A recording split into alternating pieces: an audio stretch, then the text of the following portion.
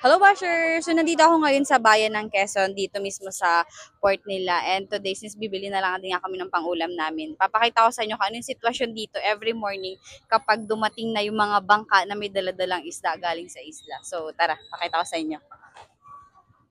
So ito yung fish port dito sa Quezon, Palawan guys. So tingnan natin kung ano yung tingnan natin kung may mga dumating na bangka.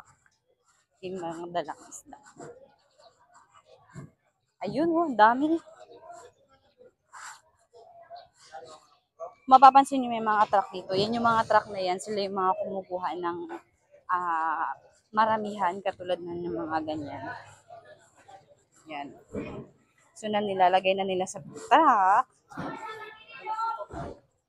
Yan. Sobrang daming isda dito. So, ganito yan every morning dito sa Quezon, Palawan, guys.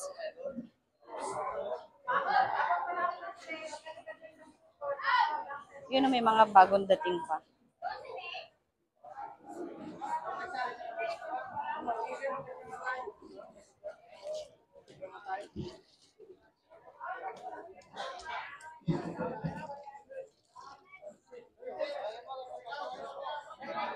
So yan o, fresh na fresh, kararating lang.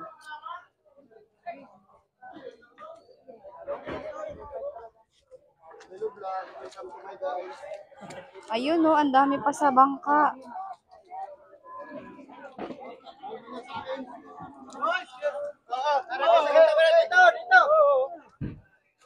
So karamihan talaga sa isda dito sa Quezon is galunggong. Naalala ko pa dati, parang 5 pesos lang ang per kilo ng galunggong hanggang 10 pesos. So, makikita nyo, ganyan karami yung isda dito every morning sa Quezon. At sa part na to guys, yung mga ano ba tawag dito? Banyera, bayan siya. Yan yung mga dinadala sa ibang munisipyo or lalo na sa part na sinasakay nila doon sa truck. So, kung maramihan yung bibilihin nyo, dito kayo bibili. Punta naman tayo doon sa kabila kung saan pwede tayo bumili ng per kilo lang since yun lang yung kailangan natin sa ngayon para ulam lang natin.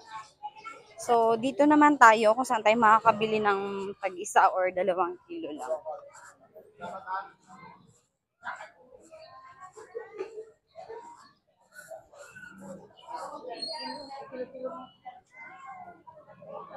Yan.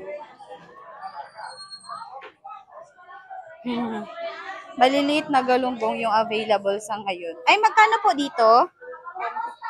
150. Buraw po yan, no? Ay, matambaka po. 40 lang po. So, 150 sa Diyos ko. Ito po, 40 per kilo. dito 40 pesos sa galunggong. Yan. So, dito kayo makakabili ng mga per kilo lang. Nakahilira na yan sila dyan. 40 pesos per kilo sa galunggong. May mga gulay din doon. And doon sa kabilang side naman may dilis ako nakita kanina. Pang torta. Tortang dilis. Yan. Magkano po sa dilis?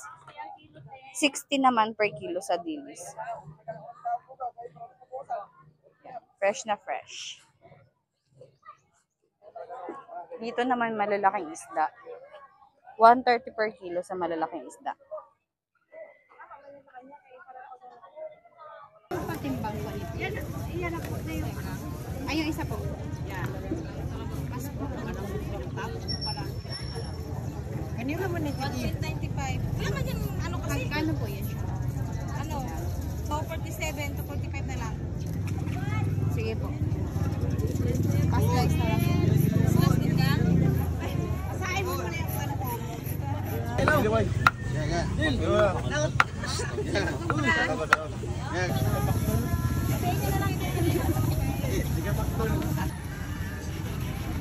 Aga, idagdag ko yung isang buntot. 40 ma'am.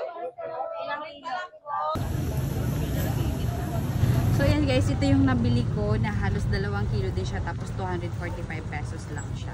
So, ganyan kamura ang isda dito sa amin sa Quezon. Lalo na kapag talagang yung maramihan, 5 pesos, 10 pesos lang ang galong. Dito lang yan sa Quezon.